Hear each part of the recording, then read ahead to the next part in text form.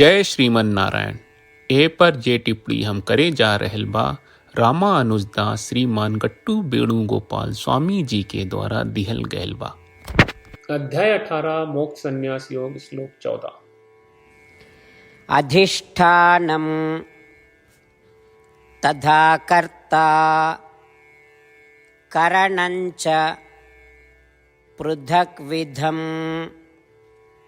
विविधा च पृथक् चेष्टा दैवञ्च एव अत्र पंचमम्। ओम। गीताचार श्री कृष्ण परमात्मा अर्जुन समेत हमने सबके मोक्ष संन्यास योग सिखा रहे बानी। परमात्मा कह रहे बाड़न, हे अर्जुन, हम ता पहले ही कह चुकल बानी कि हर कर्म के पीछे 5 गो कारण है। ई हवे एक शरीर, 2 शरीर में निवास करे वाला आत्मा, तीसरा इंद्रियन, 4 शरीर में होके वाला प्राणवायु और 5 सब जीव में निवास करे वाला परमात्मा। ये कह के श्री कृष्ण परमात्मा ये साफ कर रहे बाड़न कि शरीर में स्थित आत्मा, कर्म के 5 अंग और मन, 5 वायुगुणा, आपन, समान, उदान और ज्ञान कहल काम खातिर जरूरी बा। शरीर से उ लोग खुद जौन सब जीव में एगो भीतरी जीव बा, हर कर्म के पीछे ही 5 कारण बा। यही से हमनी के याद रखे के चाहिए कि हमनी के जौन भी काम करनी जा उ श्री कृष्ण परमात्मा के बतावत 5 कारण से होला और हमनी के ई समझे के चाहिए कि सबसे महत्वपूर्ण कारण श्री कृष्ण परमात्मा है। उ लोग के वजह से हमनी के काम करे में सक्षम बनी जा। हमनी के हर काम के श्री कृष्ण परमात्मा की सेवा के रूप में करे की कोशिश करी जाए। श्रीमन नारायण के प्राप्त के अपन जीवन के लक्ष्य बना के और खाली श्रीमन नारायण के शरण लेके श्री कृष्ण परमात्मा के वचन के ठीक श्लोक के रूप में दोहरावे की कोशिश करी जाए। अधिष्ठानं तथा कर्ता करणञ्च पृथक्विधं विविधा च पृथक् चेष्टाः दैवं चैवात्र पंचमम्। श्रीमद् भगवत गीता का पूरा सार श्री कृष्ण परमात्मा ने अध्याय 18वें के श्लोक 65 से 70 में 8 काम करे खातिर दिले बाड़े। श्री कृष्ण कहले, हम ओ लोगन से प्रेम करनी जो लोग इन 8 बातन के मान तारे। हम ओ भक्तन के हर तरह से रक्षा करब।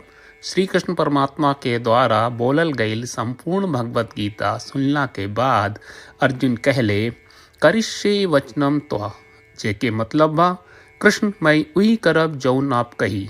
यही कारण बा श्री कृष्ण अर्जुन के हर तरह के सफलता आ विजय प्रदान करेले। आई परमात्मा के आपन व्रत देई कि हमनी के ये 8 गौ कर्म के पालन करी जा।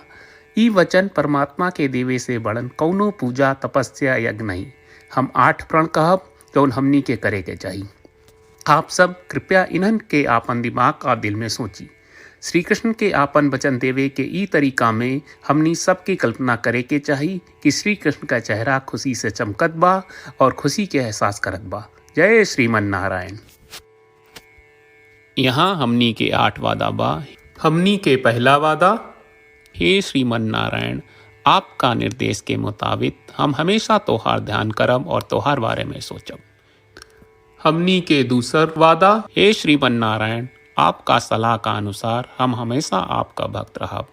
हमनी के तीसर वादा, हे श्रीमन नारायण, हम आपन सब काम तोहरा सेवा के रूप में और तोहरा संतुष्टि खातिर करब। हमनी के चौथा वादा, हे श्रीमन नारायण, जैस की आप माने के कहले रहलू, हमरा बहुत विश्वास बा कि हम आपके होई और हम हमेशा आपन दोनों हाथ जोड़ के आपके नमस्कार करब और आपकी पूजा करब। हमनी के पांचवा वादा, हे श्रीमन नारायण, हमरा के तोरा बात माम एकम शरणम ब्रज 1866 याद कहले, जहां आप हमरा के आपन का अर्पित करे का कहा। श्रीमन नारायण, मैं हमेशा तोरे शरण में रहब। हमनी के छठवां वादा, हे श्रीमन नारायण, हमरा के तोहरा बात माँ सुचहा 1866 याद कहले कि आप हमनी के शोक ना करे का आश्वासन दे रहे बड़े। हम अब और शोक ना करब।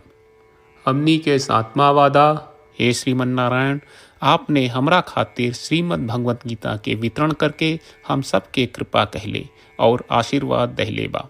हम वादा करत बानी कि रोजाना कम से कम 1 श्लोक पढ़ब या सुनब। हमनी के 8वां वादा, हे श्रीमन नारायण, आप गीता के पूरा मानवता तक ले गयलू।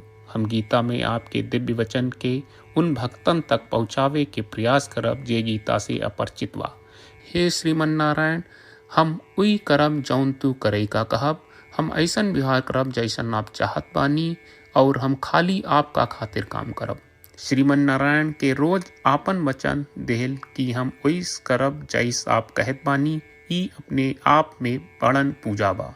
श्रीमन नारायण करशे वचनम त्वा, श्रीमन नारायण हम तोरे निर्देश के मुताबिक काम करब। सर्वम श्री कृष्ण अर्पणम अस्तु। जय श्रीमन नारायण। अधिष्ठानं तथा कर्ता करणञ्च पृथक्विधं विविधा च पृथक्चेष्टा दैवञ्च एव अत्र पंचमम्। ॐ अधिष्ठानं तथा कर्ता करणञ्च पृथक्विधं विविधा च पृथक्चेष्टाः दैवञ्चैवात्र पंचमम्। जय श्रीमन नारायण। सब भक्त लोगों से विशेष अनुरोध बा, जीवन में हर चीज में हमनी के तत्कालिक और प्रभावशाली परिणाम की अपेक्षा रहेला। एकरा खातिर आइए रोजाना 1 मिनट के समय निकालल जाए और नारायण आश्रम पढ़ल जाए। नारायण आश्रम प्राप्त करे खातिर नारायण आश्रम वेबसाइट पर जाई जो www.narayanashram.org है और पंजीकरण में आपन नाम और ईमेल दर्ज करी। आपके द्वारा प्रदान कईल गई ईमेल पर आपका एक नारायण आश्रम PDF प्राप्त हुई। PDF में एक रामायण श्लोक, एक गीता श्लोक और एक विष्णु नामम बा।